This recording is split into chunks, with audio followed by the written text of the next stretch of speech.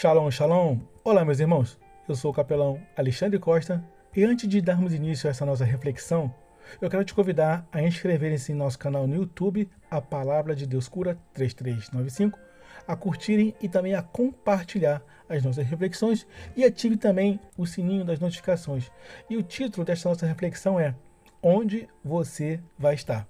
A palavra de Deus, ela nos revela um dos acontecimentos mais aguardados pela Igreja de Cristo, o arrebatamento. Esse evento será uma ruptura, como é descrito no grego, marcando o fim da era da Igreja na Terra. Em 1 Tessalonicenses, capítulo 4, versículo 16 e 17, diz o seguinte: porque o mesmo Senhor descerá do céu com alarido e com voz de arcanjo e com a trombeta de Deus. E os que morrerem em Cristo ressuscitarão primeiro. Depois nós, os que ficarmos vivos, seremos arrebatados juntamente com ele nas nuvens a encontrar o Senhor nos ares. E assim estaremos sempre com o Senhor. E neste dia é a certeza, e neste dia é a confirmação de encontrarmos e sermos alcançados. Alcançados, sim, pela promessa gloriosa de que Jesus, sim, ele virá para buscar o seu povo. A voz de Jesus será ouvida por todos, todos aqueles que pertencem a ele, a Jesus. Os que forem fiéis serão com certeza e sem nenhuma dúvida conduzidos aos céus. Mas nessa reflexão, ela nos revela uma informação importante e podemos nos questionar: onde você estará quando este evento acontecer? E o que? O que você estará fazendo quando tudo isso se manifestar? Com o Senhor ou como um espectador?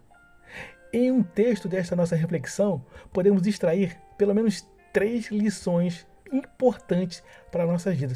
E a nossa primeira lição é que a certeza do cumprimento da promessa de Jesus. Meu irmão, a promessa vai se cumprir. Jesus, ele não mente, nem muito menos falha. O nosso Senhor Jesus, ele prometeu que voltaria para buscar a sua igreja e com certeza ele voltará. O arrebatamento da igreja é a garantia de que ele é fiel e cumprirá com as suas promessas. Você está preparado para isso? Isso nos ensina que devemos viver confiando em sua palavra e nos preparando diariamente. Meus irmãos, como temos tido o nosso modo de viver? Na expectativa da vida de Cristo ou desacreditando nas suas promessas? O segundo aprendizado que podemos extrair deste nosso texto é que o evento da ressurreição dos mortos em Cristo vai sim acontecer. Todos aqueles que já partiram, meus irmãos, no entanto, viverão em comunhão com Cristo. Todos esses serão os primeiros a ressuscitar. Isso nos lembra de que a morte para o cristão não é o fim, mas a transição para a eternidade com o Senhor Jesus Cristo. Meus irmãos, com quem temos desejado passar a nossa eternidade? Com Jesus ou fora dos seus planos? A nossa terceira lição, o nosso terceiro aprendizado é a necessidade de estarmos prontos. Mediante o texto lido, é notório que nem todos ouvirão a voz de Jesus neste grande dia. O ouvir a voz de Cristo naquele dia será somente o reflexo, a colheita de quem temos ouvido nos nossos dias atuais. Meus irmãos, somente aqueles que conhecem o Senhor Jesus e o reconheceu como seu Senhor e Salvador terão o privilégio de ouvirem a voz, o alarido e a ordem e o soar da trombeta de Deus. Se prepare, meu irmão, se prepare, minha irmã. Você vai sim ouvir e você vai sim subir com um Senhor Jesus, o seu único e suficiente Salvador, com a Igreja de Cristo. É exatamente por isso que devemos constantemente estar nos examinando e abandonar toda a sombra de pecado que ainda nos cercam e nos perseguem dia a dia. E por muitas das vezes nos é questionado como fazer isso. Somente, meus irmãos, somente tendo comunhão com a igreja, somente em comunhão com os nossos irmãos, no ouvir e na leitura e na meditação da palavra de Deus e na sua prática, pois o ouvir traz a fé. E a nossa fé vem pelo ouvir a palavra de Deus. E a nossa prática é a demonstração da verdadeira conversão a Cristo Jesus. Meus irmãos, e esse nosso texto, ele nos desafia a avaliar a nossa caminhada com Deus. Será que estamos vivendo de forma de que agrade verdadeiramente ao Senhor Jesus? Temos nos preparado para o arrebatamento da igreja? Jesus deixou muito claro que neste dia será como um dia inesperado. Jesus deixou muito claro, será como um ladrão à noite.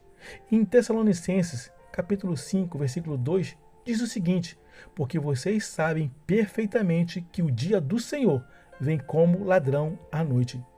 Um dia em que ninguém se espera, em que nada de diferente aconteça.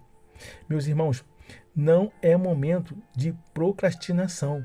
Meus irmãos, não é momento, muito menos de negligência, mas sim de completa e plena vigilância. Carta de Paulo aos Efésios, no capítulo 5, versículo 14, olha o que nos diz. Ele declara o seguinte: por isso é que se diz, despertas tu que dormes, levanta dentre os mortos, e Cristo vos esclarecerá. Meus amados, você pode ir sim ao seu futebol, mas esteja sempre em vigilância. Meus amigos, você pode ir sim às suas festas e se divertir. Sim, é lícito, você pode, mas tenha sempre uma completa vigilância.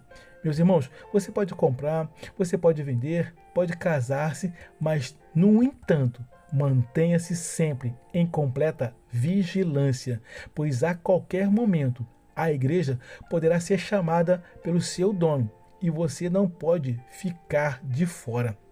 Livro do Apocalipse, capítulo 3, versículo de número 11, diz o seguinte: eis que venho sem demora. Conserve o que você tem, para que ninguém tome a tua coroa. Meus irmãos, temos conservado o que temos recebido do Senhor Jesus? O que somente Ele pode fazer em nossas vidas? Hoje nós temos a oportunidade de tomar a mais importante das nossas decisões.